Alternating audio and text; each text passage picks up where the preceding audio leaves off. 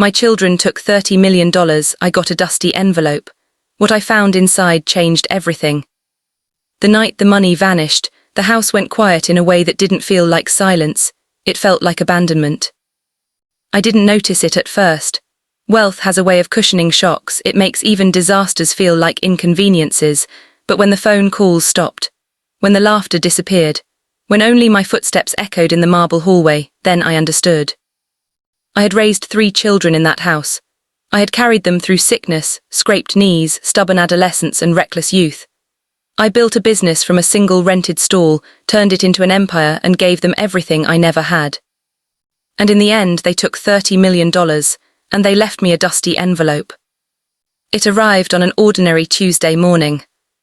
I was sitting at the dining table, eating a lonely breakfast across from 3 empty chairs that still felt warm with memory. Sunlight filtered through the glass wall, catching the envelope's worn edges as the maid placed it before me. "Madam, this came from the bank." No glittering seal, no sleek corporate embossing, just a yellowed piece of paper as if it had waited decades to be seen.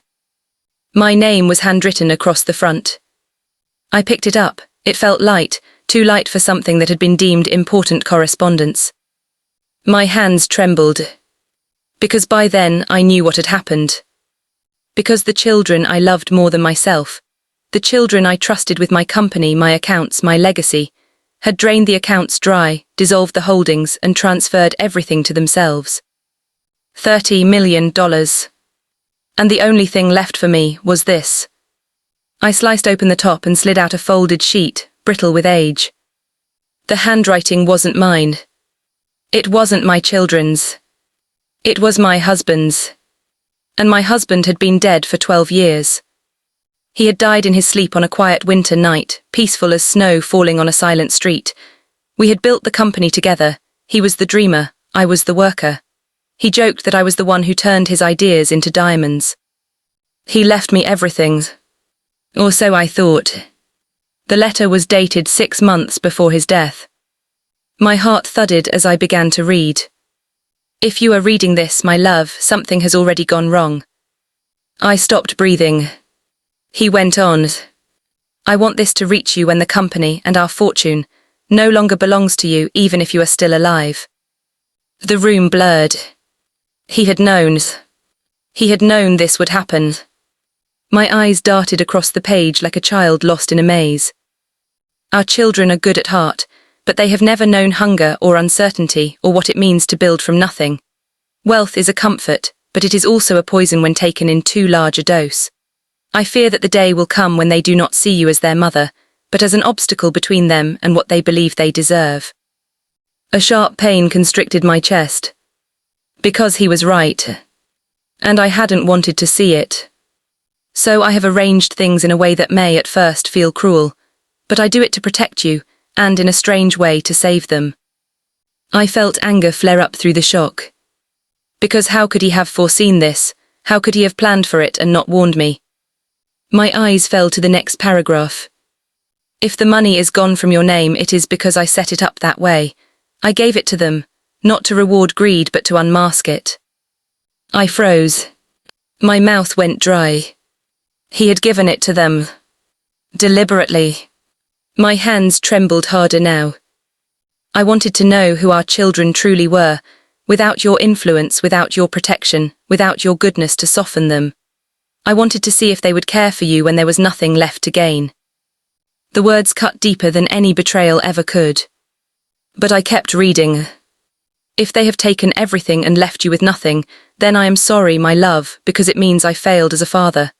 And they failed as human beings." Tears spilled onto the paper, creating dark stains that bled through the ink.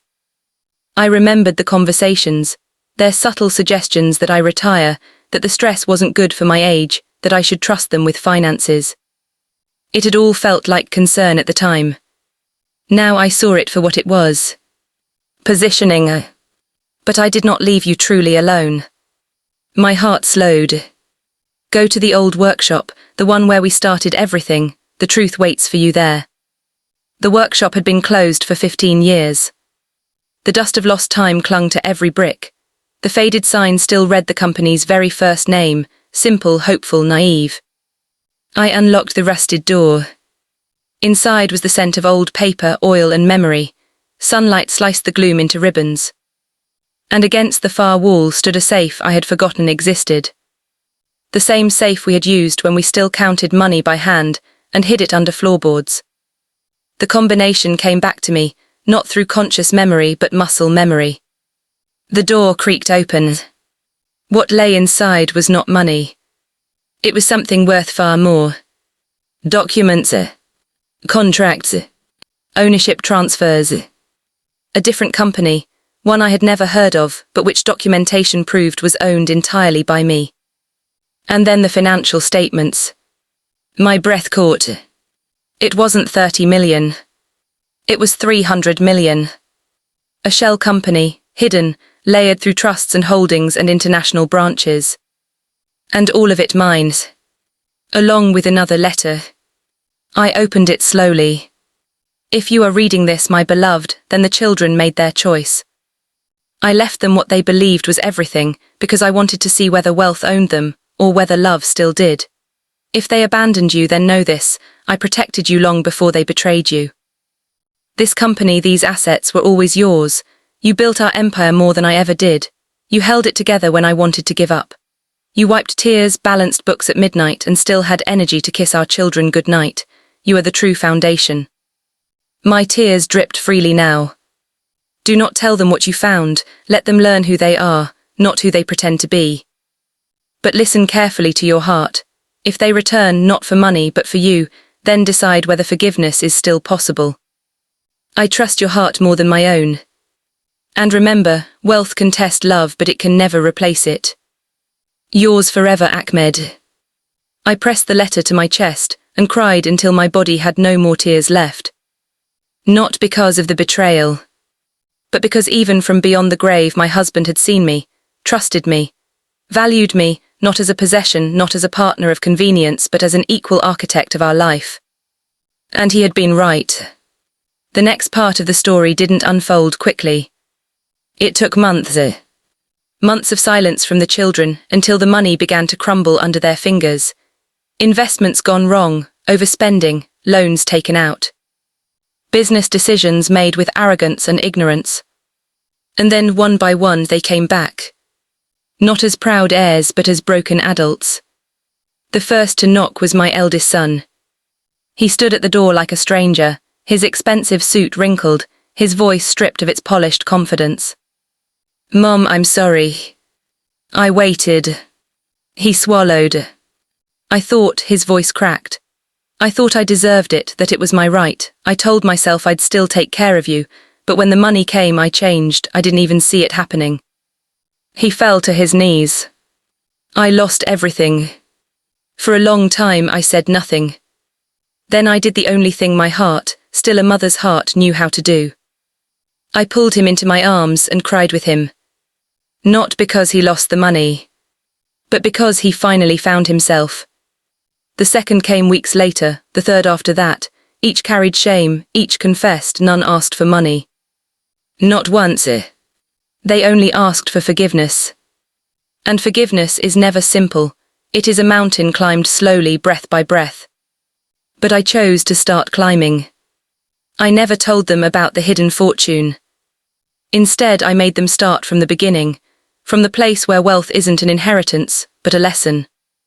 I gave them roles, modest salaries, real work. They swept floors, they sat through long meetings they couldn't control. They learned respect for employees, for effort, for humility. And slowly we rebuilt, not wealth, but family. One evening, years later, we sat around the same dining table where I once ate alone. Laughter filled the air. My grandchildren chased each other through the hallways. My eldest son raised his glass. To Dad, he said quietly, he gave us one last lesson the hard way. I smiled. Because he wasn't wrong. But the letter, the envelope, the dusty safe, the hidden fortune, that secret remained between me and the man who loved me enough to trust my heart over numbers. I used the wealth wisely, quietly, to ensure security, not entitlement, to build schools, to fund hospitals, to leave a mark on the world that wasn't measured in currency but in kindness. And in the end, the money did what money can never do on its own. It revealed truth. It tested love. And it reminded me that wealth does not define who a person is.